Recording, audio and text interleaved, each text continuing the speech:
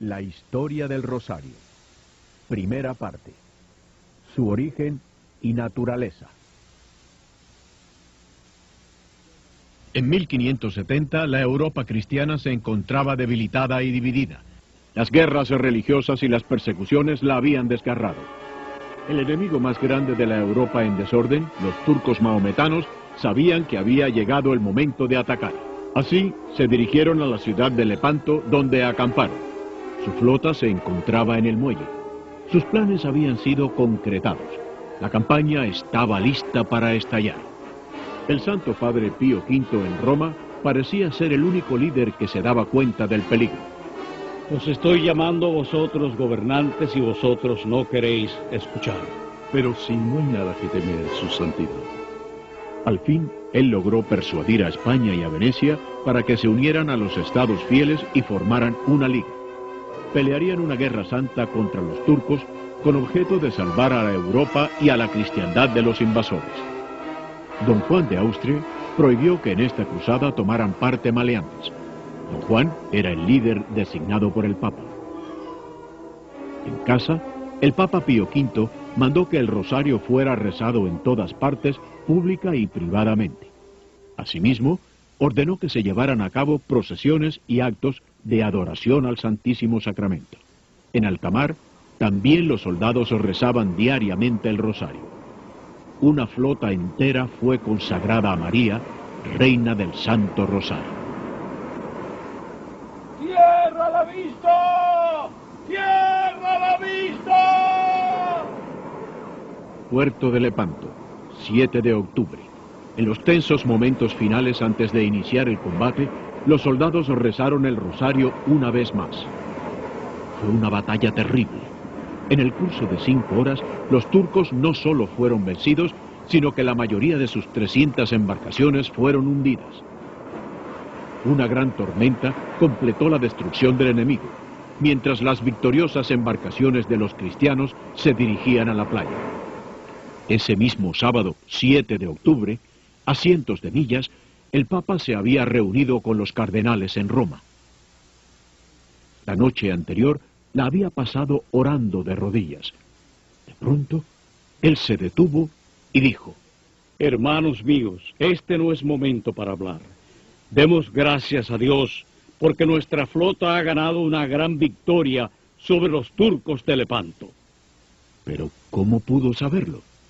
Las comunicaciones electrónicas no eran siquiera imaginables en aquella época. 2 semanas después, un mensajero de Lepanto llegó al Vaticano.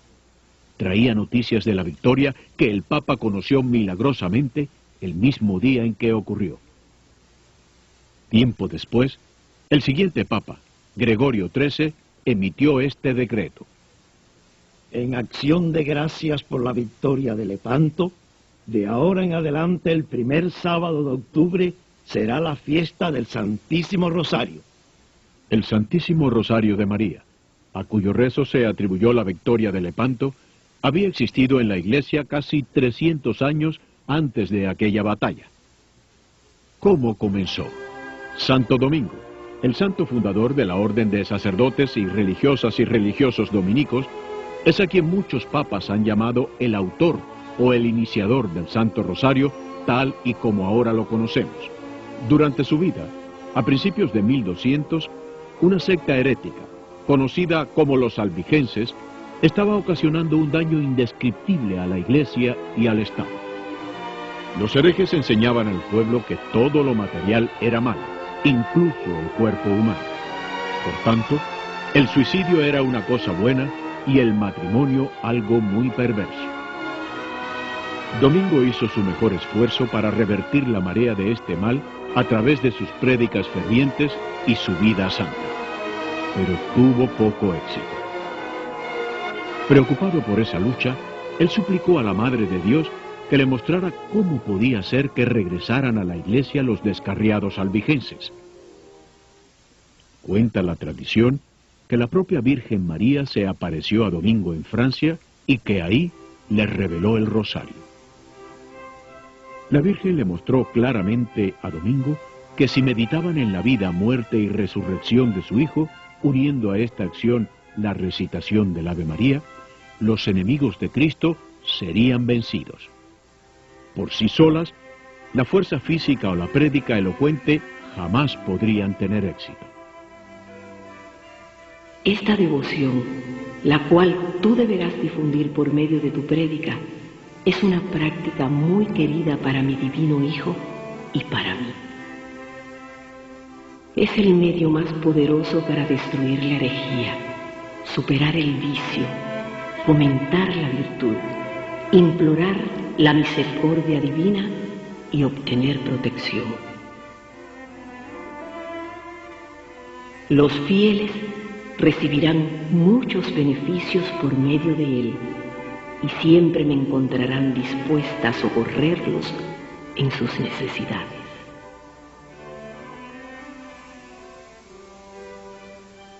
Un simple cordón de cuentas enumeran las Avemarías y Padre Nuestros rezados. Se medita en los misterios de la vida, muerte y resurrección de nuestro Señor. Esta sencilla arma fue utilizada por Domingo, guiado por María, para convertir a miles de herejes. La herejía desapareció y la devoción al rosario se extendió rápidamente en el mundo entero. Históricamente, varios medios para llevar la cuenta de oraciones repetitivas habían sido utilizados mucho tiempo antes de la época de Santo Domingo.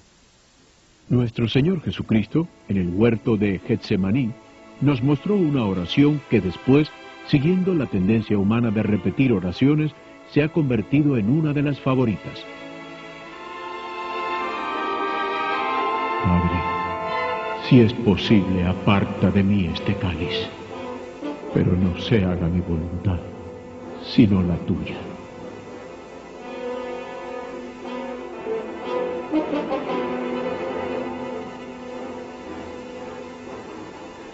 Una vez más, Jesús desde la cruz en el Calvario nos dio otra oración para poder repetir a lo largo de nuestras vidas.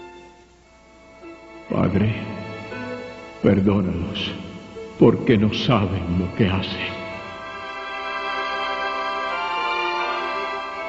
Los primeros cristianos solían usar piedrecitas para contar los Padre Nuestros que repetían un cierto número de veces cada día a fin de cumplir alguna promesa que habían hecho.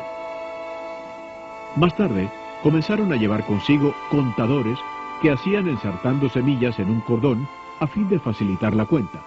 Ellos llamaban paternosters o cuentas del Padre Nuestro a estos cordones por los Padre Nuestros que rezaban con cada una de ellas. Alrededor del siglo XII, en Europa la gente rezaba Avemarías una y otra vez y las enumeraba con cuentas de la misma forma en que antes lo habían hecho con los Padre Nuestros. En los monasterios, los monjes que eran sacerdotes cantaban el oficio divino diariamente. Este se componía de los 150 salmos de la Biblia.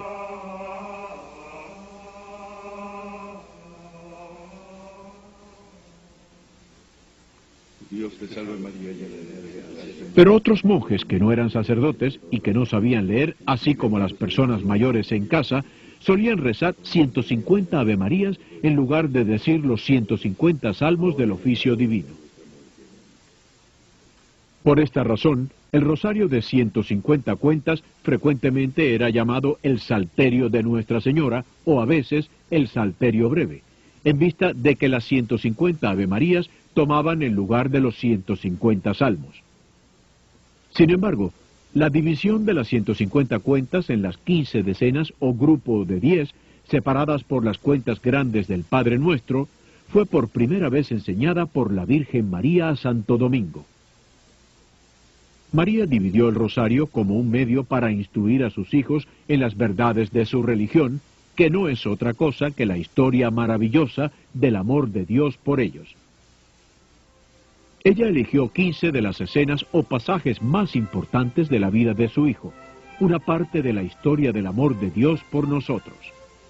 María pidió que sus hijos meditaran, esto es, que pensaran en estos eventos mientras rezaban las Avemarías de su rosario. 5 de estos eventos son llamados gozosos, porque nos recuerdan los principios gozosos de la gran obra del amor redentor de Dios para con nosotros los pecadores.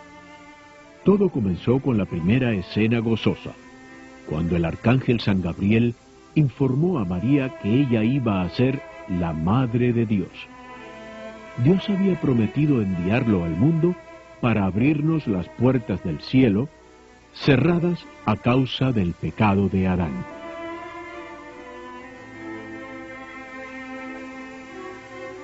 La segunda escena gozosa tuvo lugar cuando María visitó a su prima Isabel, quien iba a ser la madre de San Juan el Bautista. Fue así como Isabel conoció el secreto de María, que ella pronto daría a luz al Redentor tan largamente esperado.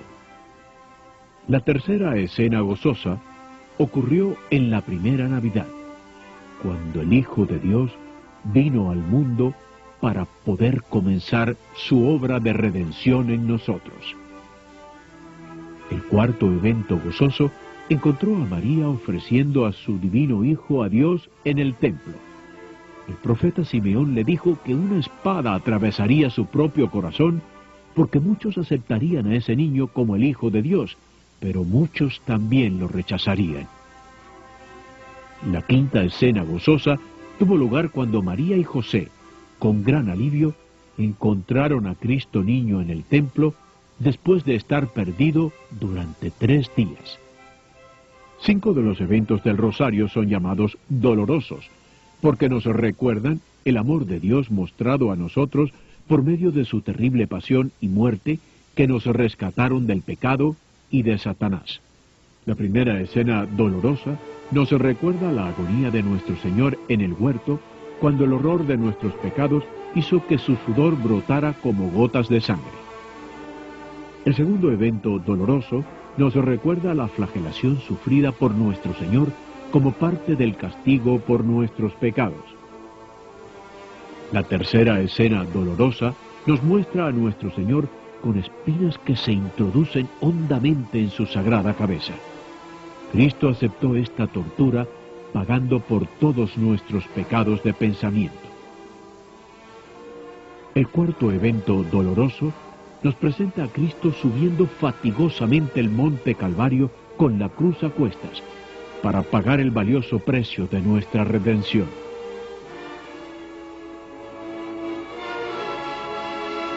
El quinto evento doloroso evoca a Cristo derramando hasta la última gota de su sangre para abrir las puertas del cielo para nosotros. El hombre hizo el peor mal a Dios, mientras que Dios hizo el mejor bien a los hombres. Los últimos 5 pasajes del rosario son llamados gloriosos, porque rememoran el alegre triunfo de la historia del amor de Dios por el hombre. La primera escena gloriosa recuerda la resurrección, cuando Cristo venció a la muerte y por tanto garantizó nuestra propia resurrección de entre los muertos. La segunda escena gloriosa presenta a nuestro Señor que regresa al cielo a prepararnos un lugar. Él dejó atrás a su iglesia para que continuara su obra de conducirnos a un encuentro gozoso con Él en el cielo. La tercera escena gloriosa recuerda a Cristo enviando a su Espíritu para iluminar a su iglesia naciente, para mantenerla santa y libre de los errores y para hacerla capaz de santificarnos hasta el fin de los tiempos.